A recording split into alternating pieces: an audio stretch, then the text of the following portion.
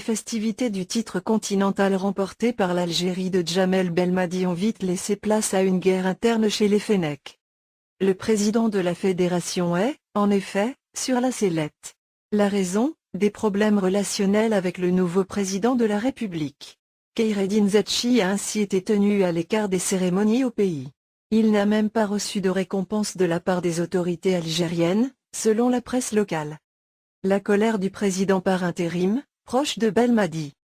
Le président par intérim de l'Algérie, Abdelkader Ben Salah, est passé par là. Il n'a pas du tout apprécié l'accueil qui lui a été réservé, selon Foot 01. Le président était alors venu rendre visite aux joueurs avant la finale. Il faut dire que le dirigeant politique s'est pointé presque sans prévenir. Pendant la sieste des joueurs, il a patienté devant les caméras pendant de longues minutes avant que les joueurs ne viennent le saluer.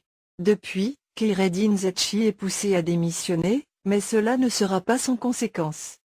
Djamel Belmadi n'a pas apprécié non plus. Très proche de son président, Djamel Belmadi pourrait mettre son avenir dans la balance afin que tout le monde reste en place, et annoncer sa volonté de quitter l'équipe si jamais son supérieur venait à sauter.